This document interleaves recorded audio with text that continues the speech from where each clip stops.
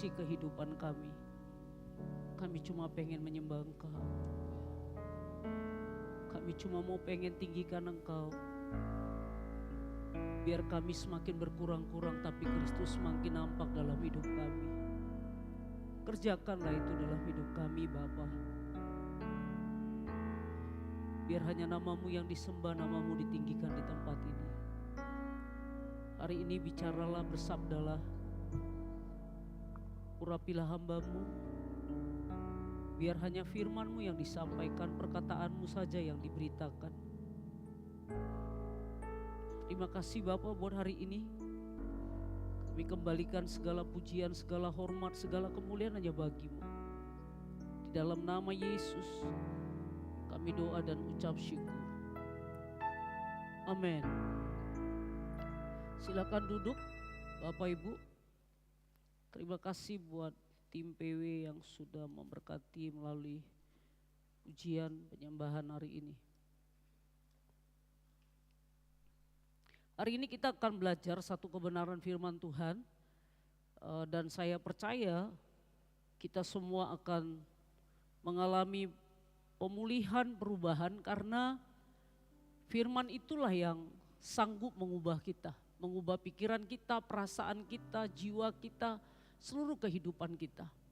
Hari ini kita belajar tentang mengenal El Rafa, Allah penyembuh. Bapak Ibu, saya berharap ini bukan sekedar sebuah tulisan, tapi biar semua kita di tempat ini nanti kita boleh mengalami kesembuhan, baik dari pergumulan kita, kah dari jiwa kita, kah dari perasaan kita, apapun yang kita alami. Dan biar Allah sang penyembuh itulah yang menyembuhkan kita semua. Hari ini firman Tuhan terdapat di dalam Keluaran pasal 15 ayat 22 sampai ayat yang ke-26. Keluaran pasal 15 ayat 22 sampai 26. Saya akan baca buat Bapak Ibu. Musa menyuruh orang Israel berangkat dari laut Teberau. Lalu mereka pergi ke padang gurun Syur. 3 hari lamanya mereka berjalan di padang gurun itu dengan tidak mendapat air. Sampailah mereka ke Marah, tetapi mereka tidak dapat meminum air yang di Marah itu. Karena pahit rasanya, itulah sebabnya dinamai orang tempat itu Marah. Bapak Ibu, sebelum kita melihat konteks ini, kita akan lihat di dalam konteks di pasal 15 ayat pertama sampai ayat 21. Kalau kita baca ini dikatakan Musa menyuruh orang Israel berangkat dan mereka ada 3 hari lamanya di padang gurun. 3 hari itu artinya 3 kali 24 jam, 72 jam. Supaya kita tahu latar belakangnya, tahukah Bapak Ibu sebelum ini ditulis di perikop di atas, orang Israel, kalau kita baca di dalam Keluaran 15 ayat 1, saya akan baca dengan cepat. Pada waktu itu Musa bersama-sama dengan orang Israel menyanyikan nyanyian ini bagi Tuhan yang berbunyi, baiklah aku menyanyi bagi Tuhan sebab ia tinggi luhur, kuda dan penunggangnya dilemparkannya ke dalam laut. 3 hari sebelum mereka ada di padang gurun, bangsa ini baru memuji menyembah Tuhan. Bangsa ini baru menaikkan syukur dengan begitu hebat kepada Tuhan. Kenapa? Karena mereka keluar dari tanah Mesir menuju tanah Kanaan. Kemudian untuk mereka keluar, ini adalah awal orang Israel keluar dari tanah Mesir menuju tanah Kanaan. Ini awal persungut-sungutan mereka begitu mereka keluar dari dari tanah Mesir. Tapi saya mau katakan 3 hari sebelum mereka komplain, 3 hari sebelum mereka bersungut-sungut, ada satu keadaan bahwa bangsa ini begitu dekat dengan Tuhan. Bangsa ini begitu meninggikan Tuhan. Mereka mengakui bahwa Tuhanlah yang membebaskan mereka dari tanah Mesir menuju tanah Kanaan. Mereka akui itu, jadi mereka baru begitu hebat menyembah dan mengagungkan Tuhan. Ada mungkin sama relevansinya dengan hidup kita. Mungkin kita kemarin baru mengagumi Tuhan. Mungkin 2 hari yang lalu kita baru menyembah Tuhan. Mungkin 3 hari yang lalu, seminggu yang lalu kita begitu kagum sama Tuhan. Karena kebebasan, karena anugerah yang kita alami. Tapi ketika kita ada di gurun pasir, seringkali kita lupa dengan kebesaran Tuhan beberapa hari yang lalu. Inilah yang dialami oleh orang Israel. 3 hari sebelum mereka di padang gurun, mereka begitu hebatnya menyembah Allah. Kalau kita baca dari pasal 15 ayat 1 sampai 21, itu semuanya penyembahan. Wah, terima kasih Tuhan kau bebaskan. Terima kasih mereka bilang kau bebaskan kami dari Mesir. Semua mereka agungkan Tuhan, mereka kagum sama Tuhan. Tapi begitu ada di gurun pasir, 3 hari mereka komplain. Mereka tidak tahu, mereka lupa 3 hari yang lalu Tuhan yang hebat membebaskan mereka di tanah Mesir. Hanya 3 hari.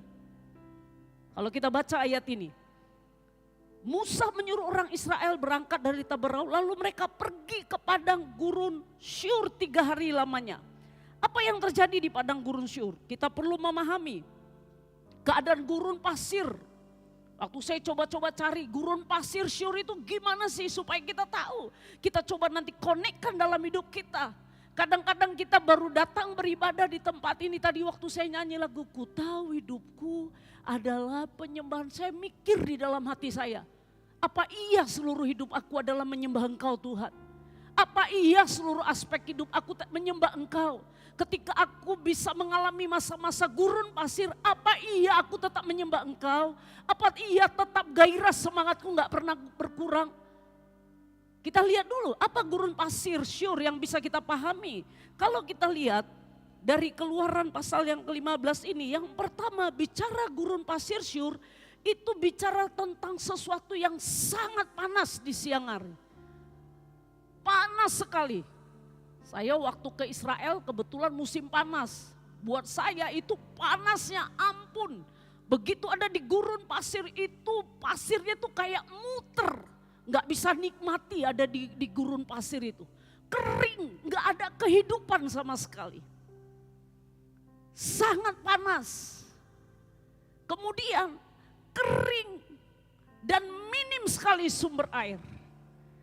Tubuh kita ini butuh air. Tapi kalau kita ada di gurun pasir yang sangat panas, tapi apapun yang menjadi kebutuhan tubuh gak terjawab. Ini seringkali menentukan apakah kita mampu mengasihi Allah atau tidak. Minim air, kemudian hampir tidak ada tumbuhan. Bicara tentang gurun pasir, ketika saya panas, kalau ada tempat berteduhan, itu bisa membuat saya meminimalis rasa marah, komplain dengan menghadapi panasnya terik matahari. Tapi tumbuhan pun gak hidup di situ. Kemudian gurun pasir Syur adalah hanya orang-orang yang benar-benar terbiasa dengan gurun pasir, yang bisa hidup di gurun pasir. Bisa ngebayangin, mereka dari Mesir, tiba-tiba mereka harus dibawa dalam satu perjalanan di gurun pasir. Mereka gak terbiasa dengan gurun pasir. Dan mereka harus ada di situ. Dan saya mau pastikan, jadi padang gurun Syur adalah tempat yang keras. Gurun pasir Syur adalah tempat yang sunyi. Gurun pasir Syur adalah tempat yang tidak bersahabat sama sekali. Bapak Ibu, saya mau bilang dalam kehidupan ini kadang-kadang kita bisa mengalami masa di mana kita sepertinya sunyi sekali. Sepertinya lambat sekali pertolongan. Sepertinya gak ada lagi tempat perteduhan, sekalipun Tuhan gak pernah berubah. Ketika kita mengalami padang gurun, ketika kita mengalami masa-masa kering, seringkali kita sama kayak seperti sebuah bejana yang dibentuk. Waktu bejana dibentuk, bejana itu akan dengan sengaja ditaruh di terik matahari dengan kepanasan yang begitu luar biasa. Dan biasanya saya mau bilang, waktu dia ditaruh di panas yang begitu panas, dia tanpa siapa-siapa, dia cuma sendiri di situ menikmati kepanasan itu. Saya mau katakan sama Bapak Ibu, ada kalanya di dalam kehidupan ini Tuhan izinkan kita ada di gurun pasir, sepertinya gak ada orang yang menolong kita. Sepertinya gak ada orang yang peduli dengan kita. Sepertinya gak ada orang yang mau tahu dengan kehidupan kita. Sepertinya kita merasa ini benar-benar gak ada tempat perteduhan kecuali kita memilih seperti orang Israel. Kita komplain sekalipun kita baru berdoa puasa. sekalipun mungkin kita baru mengalami hadirat Allah, anugerah Allah. Tapi seringkali kita lupa karena apa? Ada gurun pasir yang tidak bersahabat sama hidup kita. Ada gurun pasir yang sering memilih kehidupan kita. Dia harus ada sama hidup kita. Dan ini yang seringkali membuat kita. Yang lebih parah lagi Bapak Ibu, kalau kita baca ayatnya dibilang begini Bapak Ibu. Sudah ada di gurun pasir, enggak mendapat air. Panas itu kalau kita udah mulai kepanasan, udah panas banyak keringat yang keluar. Kita haus butuh air untuk mendapat sesuatu yang benar-benar satu kebutuhan yang paling esensi dari tubuh kita pada saat itu pun kita enggak mendapatkan. Lebih parahnya Tuhan harus izinkan dia menemukan air tapi air itu enggak bisa diminum, itu menyakitkan. Kita akan bilang, Tuhan kamu apa sih? Kau sebenarnya mau apa sama hidup aku? Kau taruh aku di gurun pasir dan bukan hanya itu. Di gurun pasir aku gak menemukan apa-apa, gak tempat perteduhan, gak ada orang seorang diri aku harus menjalaninya. Aku menemukan air tapi air itu pun tidak menjawab kebutuhan yang sedang aku alami. Karena air itu gak bisa diminum, karena dia marah, air itu pahit. Marah itu artinya pahit. Saya gak tahu masa apa yang sedang kita alami, kesulit apa yang kita alami sehingga kita bisa seperti orang Israel hari ini. Tapi hari ini kalau kita bicara tentang Allah adalah penyembuh, saya berharap semua perasaan kesepian, perasaan kesendirian, perasaan gak mampu hari ini biar disembuhkan oleh Allah. Sehingga kita bisa kembali untuk menyembah Dia dan berkata, hidupku adalah penyembahan bagi Tuhan. Bapak Ibu, kalau kita lihat selanjutnya, di Keluaran 15 ayat yang ke-24.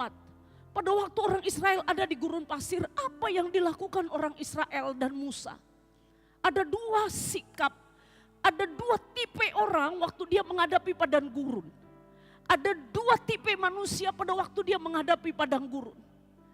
Dan tipe ini menentukan saya mengenal Allah itu sejauh apa.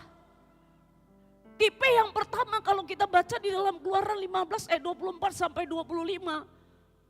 Lalu bersungut-sungutlah bangsa itu kepada Musa, kata mereka, apakah yang akan kami minum? Musa berseru-seru kepada Tuhan dan Tuhan menunjukkan kepadanya sepotong kayu. Musa melemparkan kayu itu ke dalam air, lalu air itu menjadi manis. Dan di sanalah diberikan Tuhan ketetapan-ketetapan dan peraturan-peraturan kepada mereka. Dan di sanalah Tuhan mencoba mereka. Bapak Ibu bisa bayangin, saya mau bilang sama Bapak Ibu, Musa bukan berada di tempat yang berbeda sama orang Israel. Musa sama ada di Marah. Musa sama tidak mengalami dapat air yang manis. Musa sama di padang gurun. Musa sama-sama tinggal sama orang Mesir, orang Israel. Tapi kenapa sama-sama mengalami masalah, masalahnya sama, problemnya sama, tempatnya sama, tapi kenapa sikap bisa berbeda? Kalau kita lihat orang Israel dibilang bersungut-sungut. Tapi coba lihat Musa berseru-seru. Kalau kita bisa melihat, kita tinggal pilih hari ini. Dan saya bisa pastikan pilihan kita menentukan hasil. Bangsa Israel memilih bersungut-sungut. Musa memilih berseru-seru. Dua-duanya mengambil keputusan. Dua-duanya menghadapi masalah yang sama. Tapi keputusan menentukan hasil. Kita akan lihat. Ayat 25. Musa berseru kepada Tuhan dan Tuhan menunjukkan. Kalau dalam bahasa aslinya saya baca, Tuhan memberikan kayu sama Musa. Jadi bukan hanya menunjukkan, Tuhan memberikan kayu. Bapak Ibu, orang Israel pada waktu mereka ada di Marah, ada di gurun pasir Syur, mereka bersungut-sungut. Musa berseru-seru kepada Tuhan dan Tuhan menunjukkan kepadanya sepotong kayu. Musa melemparkan kayu itu ke dalam air, lalu air itu menjadi manis.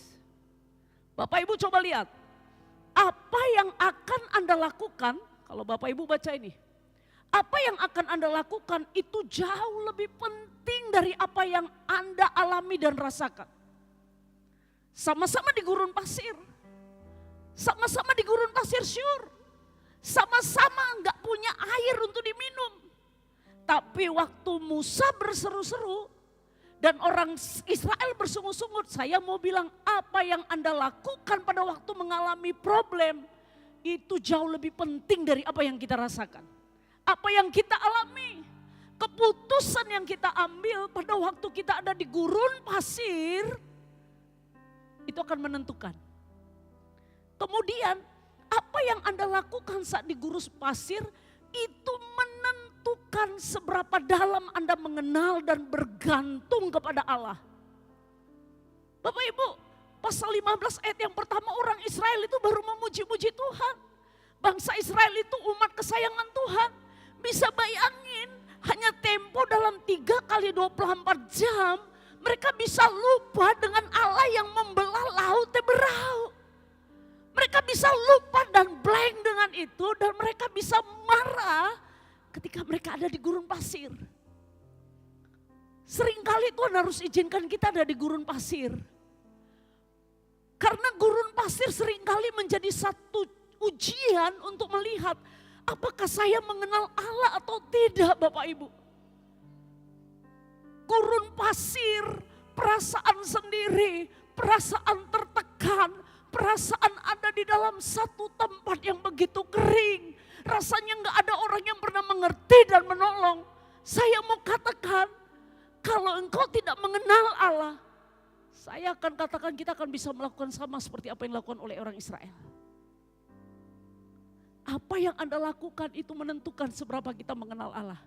Waktu Musa berseru-seru, Bapak Ibu, dikatakan dia Tuhan yang sama. Kalau dia bisa membuat mujizat pada orang Israel, hari ini pun dia bisa membuat mujizat buat Bapak Ibu dan saya. Apa yang Bapak Ibu alami gurun pasir, mungkin Bapak Ibu bilang gak ada orang yang pernah mengerti saya. Satu gereja ini gak pernah paham perasaan saya. Saya itu betul-betul merasa kayak seorang diri, tidak ada yang mengerti, tidak ada yang menolong. Aku ada di gurun pasir dan rasanya untuk minum, untuk menjawab kebutuhanku yang paling esensi pun aku gak dapatkan. Itu komplain yang dilakukan oleh orang Israel. Tapi Musa, dia berseru-seru. Dan saya mau bilang Bapak Ibu, ilmu apapun di dunia ini, kalau misalnya keadaannya kan begini, ini marah, air pahit. Waktu Musa berseru-seru kepada Tuhan, Tuhan lihatlah bangsa ini Tuhan. Lihatlah bangsa ini Tuhan, mereka haus, mereka butuh air, kira-kira mungkin doanya begitu. Kemudian waktu dia berseru, dikatakan Alkitab, Tuhan menunjukkan kepadanya sepotong kayu. Musa melemparkan kayu itu. Bapak Ibu, menurut logika saya bisa bayang ini, ya air ini pahit. Kemudian waktu saya doa sama Tuhan, Tuhan kasih saya kayu, kemudian kayu ini saya lempar. Air berubah, jadi manis. Hanya dengan sebuah lemparan kayu, air berubah. Saya mau katakan sama Bapak Ibu, kalau bukan karena Tuhan yang mengubah ini, gak mungkin. Gak mungkin. Dari mana sebuah lemparan kayu yang tidak mengandung gula atau tidak mengandung manis apapun, kemudian saya lemparkan di air yang pahit, air berubah jadi manis dan kemudian bisa diminum. Dengar Bapak Ibu, ketergantunganmu dengan Tuhan, itu akan membuat engkau bisa melihat mujizat demi mujizat, kesembuhan demi kesembuhan. Hanya masalahnya seringkali kita berpikir, kita sendiri yang menjalaninya sama kayak orang Israel. Kita bertanya, Tuhan di mana? Kenapa kau biarkan aku di gurun pasir Tuhan? Tuhan kau di mana? Aku sakit Tuhan. Tuhan kau di mana? Jiwaku sakit Tuhan, perasaanku sakit Tuhan. Tapi Musa berseru. Berseru menandakan bahwa dia mengenal Allah. Hanya dia yang bisa membuat air pahit menjadi manis. Orang yang kenal Allahnya dia tahu bagaimana harus bergantung kepada dia. Orang yang mengenal Allah penyembuh, Dia tahu dia punya cara. Melempar kayu bisa mengubah air pahit menjadi manis. Itu cuma bisa dikerjakan oleh Kristus. Hari ini apa yang Bapak Ibu alami? Dia bisa mengubah air pahit menjadi manis. Hari ini hal yang sama. Kalau dia bisa kerjakan itu atas orang Israel, dia bisa kerjakan atas kehidupan Bapak Ibu dan saya. Dia bisa ubah kepahitan apapun. Dia bisa sembuhkan seperti apapun yang dikatakan orang. Mungkin orang bilang nggak bisa. Tuhan bisa menunjukkan kayu sehingga dengan kayu itu kita bisa mengalami mujizat. Tuhan yang sama dia bisa kerjakan itu dalam hidup kita. Masihkah kita percaya kepada Dia? Masihkah kita mengenal Dia? Dia tetap Allah yang sama. Dia gak pernah berubah. Dia senang nolong kita. Amin. Selanjutnya Bapak Ibu. Kalau gitu apa yang diinginkan Tuhan dari hidup kita? Ayat yang ke-26. Firman-Nya, jika kamu sungguh-sungguh mendengarkan suara Tuhan Allahmu dan melakukan apa yang benar di matanya dan memasang telingamu kepada perintah-perintahnya dan tetap mengikuti segala ketetapannya, maka aku tidak akan menimpahkan kepadamu penyakit manapun yang telah kutimpahkan kepada orang Mesir. Sebab akulah Tuhan yang menyembuhkan engkau. Saya waktu merenungkan ayat ini, nanti kita akan lihat. Rasa kagum saya sama Tuhan. Waktu saya baca ayat ini, saya nggak sanggup. Waktu saya baca ayat demi ayat, air mata saya terus menetes. Saya bilang sama Tuhan, seberapa percayanya sebenarnya aku sama kau Tuhan. Seberapa hebatnya pengenalanku samamu Tuhan. Kalau Tuhan bilang, ada beberapa hal kalau dari ayat ini, ada 4 hal yang diinginkan Allah sama orang Israel dan hari ini Tuhan inginkan itu sama kita. Yang pertama dibilang sungguh-sungguh mendengarkan suara Tuhan, kemudian melakukan apa yang benar di matanya, memasang telinga kepada perintah-perintahnya, mengikuti segala ketetapannya. Bapak Ibu, kenapa Tuhan bilang di ayat pertama, sungguh-sungguh mendengarkan suara Tuhan, melakukan apa yang benar di matanya. Ini semua dari Keluaran 15 ayat 26. Kemudian memasang telinga. Artinya Tuhan pengen bangsa ini adalah bangsa Tuhan tahu cepat sekali berubah. 3 hari aku masih menyertai engkau lihat bagaimana aku membelah laut Teberau. Di depan matamu aku membelah laut Teberau. Aku bebaskan engkau dari Mesir. Aku lepaskan engkau dari perbudakan. Tapi begitu cepatnya engkau beralih. Artinya kenapa? Ternyata orang Israel adalah orang yang tidak memperhatikan dengan sungguh-sungguh. Kenapa kita nggak bisa mengenal Allah dengan benar? Karena kita nggak pernah memperhatikan segala sesuatu dengan sungguh-sungguh. Nanti bisa di persekutuan waktu sharing kita bisa nggak tahu firman yang disampaikan hari Minggu. Kadang-kadang kalau dengar sharing, pas. Sama-sama aku juga pas. Diam. Saya pikir jangan-jangan kita sama kayak orang Israel. Untuk bisa Musa waktu ngambil kayu, kemudian melemparkannya berubah menjadi marah, berubah menjadi manis. Saya yakin karena Musa tahu, dia dengar sungguh-sungguh. Musa itu orang yang dekat banget dengan Tuhan. Musa itu orang yang sangat peka, sensitif dengan Tuhan. Jadi bukan sekedar mendengar. Kalau ditanya gimana firman Tuhan, enak. Itu enggak dengar. Sama kayak saya makan kue enak. Itu enggak dengar. Kalau dengar, dia tahu percis apa yang dia dengar. Dia tahu percis apa yang dia pahami. Sehingga Bapak Ibu, saya ini hanya bisa melakukan apa yang saya mengerti. Saya ini hanya bisa melakukan sesuatu yang saya pahami. Saya nggak bisa melakukan sesuatu tanpa sebuah pemahaman. Perlu pengertian, perlu pemahaman. Makanya orang Israel dibilang harus sungguh-sungguh mendengarkan suara Tuhan. Tentu Bapak Ibu bisa baca Alkitab, ada ibadah minggu seperti ini, kemudian melakukan apa yang benar. Saya nggak akan bisa melakukan sesuatu dengan benar tanpa mendengar dengan benar.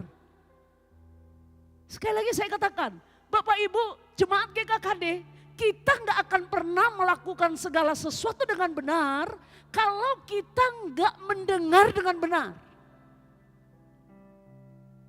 Amin. Buka hati kita. Sehingga pada waktu kita mendengar firman Allah, kita mendengar dengan benar. Sehingga kita bisa melakukan dengan benar. Dan kita bisa memasang telinga kita untuk perintah-perintahnya. Dan kita bisa mengikuti. Karena apa? Kita udah dengar. Akhirnya kita bisa bertindak dengan apa yang kita pahami. Hari ini Bapak Ibu, saya berharap kita bisa mendengar dengan baik apa yang disampaikan oleh firman Tuhan. Ini akibatnya. Apa akibatnya jika kita melakukan apa yang Tuhan inginkan? Di ayat yang ke-26b. Maka aku tidak akan menimpahkan kepadamu penyakit manapun. Semua penyakit manapun yang telah kutimpahkan kepada orang Mesir. Sebab kenapa? Aku Tuhanlah yang menyembuhkan engkau. Saya akan coba sedikit flashback Bapak Ibu. Supaya kita paham Tuhan penyembuh. Apa yang dimaksud dengan Tuhan penyembuh? Kalau kita baca dibilang Tuhan begini, aku akan menyembuhkan engkau. Penyakit apa yang dialami orang Mesir tidak akan pernah menimpa engkau. Saya akan sampaikan dengan ini beberapa tulah yang Tuhan izinkan atas orang Mesir yang tidak sama sekali menyentuh orang Israel. Saya bisa bayangin Bapak Ibu, pada waktu Tuhan membuat tulah, dia bisa pastikan bahwa orang Israel gak ada yang kena satupun. Keren banget. Satupun orang Israel gak ada yang kena tulah. Tulahnya ada 10. Air menjadi darah, katak, nyamuk, lalat pikat, penyakit sampar pada ternak, barah atau borok, hujan es dan petir, belalang, kegelapan total, kematian anak sulung. Tidak satu pun menyentuh orang Israel. Padahal orang Israel sama-sama hidup di Mesir. Mereka tinggal di Mesir di tempat yang sama. Tapi Tuhan bisa memilah antara orang Israel dengan orang Mesir. Hebatnya Allah yang kita sembah, Allah penyembuh. Dia tahu kepada siapa dia harus menaruhkan kasih karunia-Nya. Dia tahu kepada siapa dia harus melimpahkan kesembuhannya. Saya waktu baca ayat ini, wah luar biasa sekali. Kalau kita kenal Allah yang kita sembah. Dan yang terakhir, kalau Bapak Ibu lihat, Yesus adalah Tuhan dan Dialah penyembuh kita. Kalau kita baca, air menjadi darah. Kalau kita baca ini sejarah dari orang Mesir. Air menjadi darah itu adalah menyerang Dewa Nil. Dewa Nil itu dewa api yang dianggap sebagai sumber kehidupan. Pada waktu Tuhan membuat tulah air menjadi darah, Tuhan sedang bilang sama orang Mesir, aku menyerang dewamu, Dewa Nil yang engkau anggap bisa sebagai sumber kehidupan. Tuhan sedang berkata sama dirinya, akulah penyembuh itu. Bukan Dewa Nil, bukan dewa api. Aku penyembuh. Kalau engkau punya masalah dengan sumber kehidupan, aku satu-satunya sumbernya. Enggak ada yang lain. Waktu saya mengerti ini, betapa hebat Tuhan yang kita sembah. Kemudian katak. Katak itu menyerang dewi kesuburannya orang Mesir. Dewi kesuburan itu disebut Heket. Yang digambarkan itu berkepala katak. Orang Mesir itu memuja yang namanya Dewi Kesuburan. Tuhan taruh katak nih, Tuhan bilang, bisa enggak Dewi yang kau sembah itu menyembuhkan katak yang menyerang kesuburanmu? Dan ternyata cuma Allah yang bisa sembuhkan. Tuhan tunjukkan sama orang Israel, aku akan membedakan engkau dari orang Mesir. Dewa yang mereka sembah itu tidak mampu menyembuhkan, tidak bisa membuat kesuburan hidup. Hanya aku yang bisa, kata Kristus. Kata Tuhan kepada orang Israel, kepada orang Mesir. Kemudian nyamuk dan lalat pikat. Itu mengacaukan ritual kebersihan Mesir yang sakral. Orang Mesir itu mengakui sesuatu yang sakral itu adalah identik dengan kebersihan. Tapi hari ini Tuhan bilang, nih aku hancurkan ini dewamu. Dewa yang kau anggap sakral dengan kebersihan. Dikasih nyamuk, lalat pikat identik dengan kejorokan. Kemudian apalagi penyakit sampar pada ternak, bara atau borok. Itu menghancurkan simbol ekonomi dan kekuatan. Saya waktu mengerti ini, hebat kali kau Tuhan. Kau harus tunjukkan bahwa kaulah satu-satunya yang bisa menyembuhkan, melepaskan dari semua pergumulan-pergumulan yang membuat sakit perasaan, sakit jiwa, sakit pikiran, bahkan sakit secara finansial. Dialah penyembuh. Kemudian apalagi? Hujan es dan petir. Belalang itu yang suka merusak panen, sumber makanan dan keberlangsungan. Kemudian kegelapan total. Tahukah Bapak Ibu, orang Mesir itu mengakui ada yang namanya dewa matahari. Dengan Tuhan mengizinkan tulah gelap total, Tuhan sedang menghina dewa mataharinya orang Mesir yang mereka sembah. Tuhan sedang bilang, aku satu-satunya Allah yang sanggup terhadap alam, kepada terang, kepada gelap, akulah yang berkuasa. Bukan dewa matahari. Bangsa ini suka balik, suka bilang lebih enak di Mesir. Kemudian yang terakhir, kematian anak sulung. Bicara tentang kematian anak sulung, ini langsung menyerang pewaris tahta dan simbol kekuasaan dari Firaun sendiri. Firaun yang merasa bahwa akulah yang paling kuat, aku yang paling hebat. Tapi pada saat Tuhan mengizinkan tulah yang ke-10, semua anak sulung mati. Tuhan sedang menghancurkan kesombongan, keangkuhan. Dan Tuhan sedang bilang, akulah Tuhan, pemilik segala sesuatu. Sebabnya hari ini, kalau dia bisa menyelesaikan masalah 10 tulah kepada orang Mesir, orang Israel. Dia bisa membebaskan orang Israel dari semua penyakit 10 tulah. Tuhan, mereka pernah ngalami itu. Saya mau katakan, Tuhan yang sama, Dia sanggup menyembuhkan kita. Apa yang kita percayai hari ini? Adakah kita mengalami pergumulan? Masa gurun pasir kita dan membuat banyak sakit di dalam hidup kita. Sakit pikiran kita, sakit perasaan kita, sakit jiwa kita.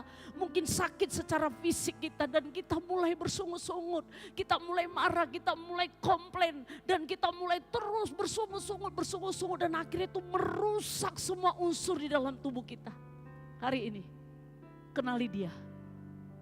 Dia Allah yang membebaskan orang Israel dari tanah Mesir. Melepaskan orang Israel dari semua penyakit tulah dan sampar. Allah yang sama. Dia adalah penyembuh atas seluruh kehidupan kita. Amin. Kita berdoa.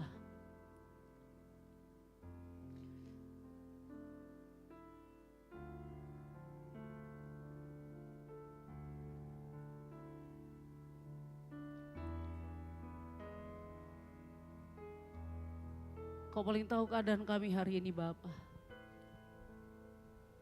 Kalau Engkau Tuhan sanggup melepaskan, membebaskan kami.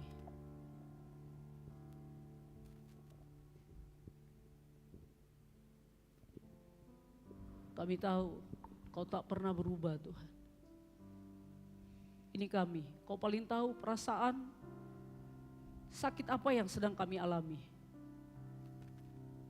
Di atas Kalvari Kau sudah menanggung semua penyakit kami, kelemahan kami.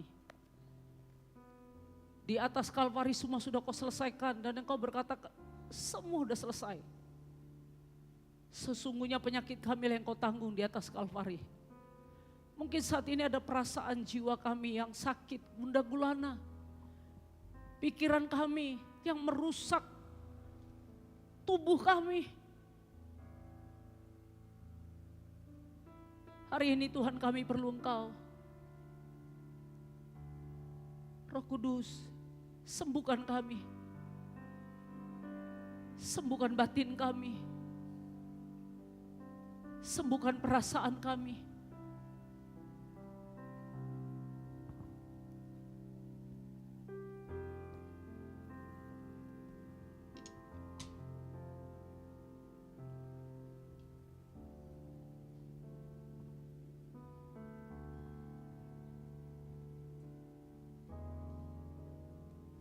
Kau selalu punya cara untuk menolongku. Kau selalu punya cara keajaibanmu. Kau dahsyat dalam segala perbuatanmu, dan ku tenang di dalam jalanmu.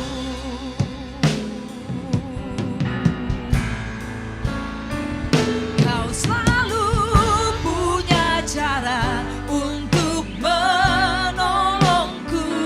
Kau selalu punya jalan keajaibanmu. Kau dahsyat dalam segala perbuatanmu, dan ku tenang di dalam caramu. Bapak Ibu dan seluruh jemaat di tempat ini, kadang-kadang di dalam kehidupan ini ada kalanya Tuhan kita izinkan kita ada di gurun pasir. Sebenarnya ada jalan yang lebih cepat yang bisa ditempuh oleh orang Israel daripada jalan yang ditunjukkan oleh Tuhan. Tapi Tuhan harus izinkan mereka ada di gurun pasir.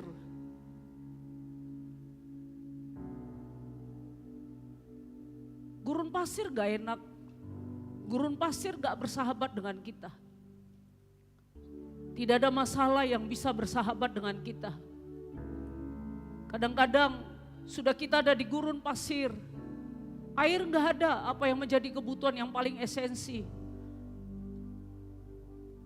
Menemukan air tapi air pun gak layak untuk diminum. Sepertinya jalan begitu tertutup, sepertinya kita buntu.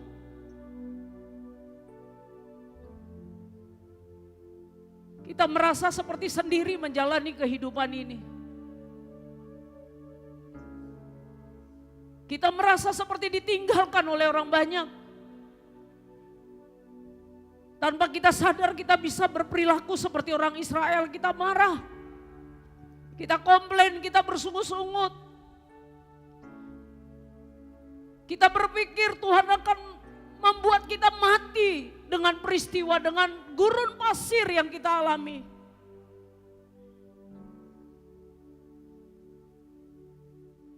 Tuhan izinkan gurun pasir dalam hidup saya dan dalam hidup Bapak Ibu bukan karena Tuhan marah atau benci dengan hidup kita. Tapi Dia harus mengeluarkan sesuatu di dalam kehidupan saya supaya semakin hari pribadi saya dan Bapak Ibu semakin mirip dengan Dia. Dia izinkan gurun pasir supaya saya bisa bergantung penuh kepada Dia. Menyadari bahwa saya ini bukan siapa-siapa tanpa Yesus.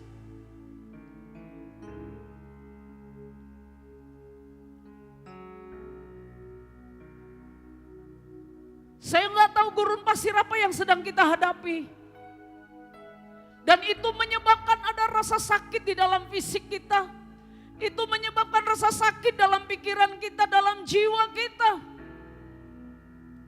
Hari ini maukah kita sama kayak Musa? Ketika kita ada di gurun pasir, kita berseru kepada Dia. Kita berseru karena kita mengenal Dia. Dialah penyembuhku.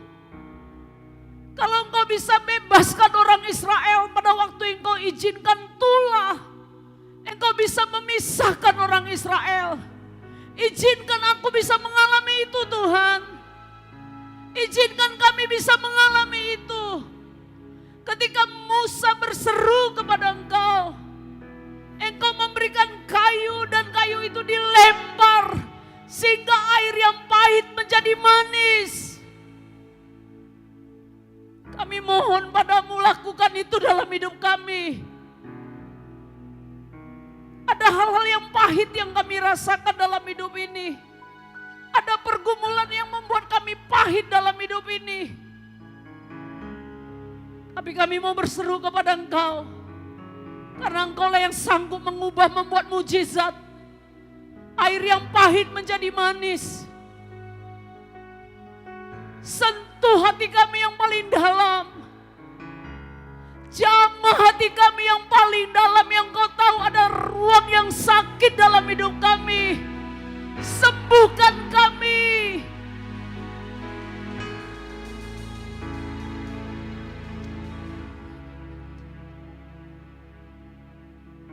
Kasih Tuhan, mari semua masing-masing datang kepada Tuhan. Buat komitmen baru. Berhenti bersungut-sungut. Berhenti bersungut-sungut. Datang kepada Dia sama seperti Musa datang kepada Tuhan.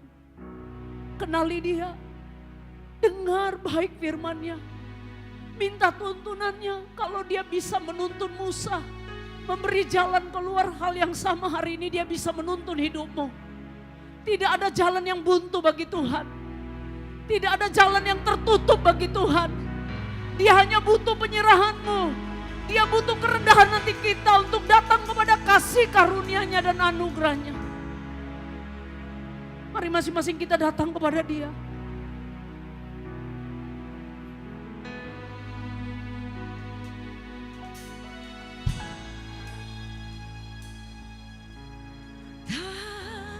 Takkan ku ragu Tuhan, janji-Mu yang menghidupkanku, hanya padamu Tuhan. Datang dengan iman Bapak Ibu. Berseru dan mataku tertuju padamu.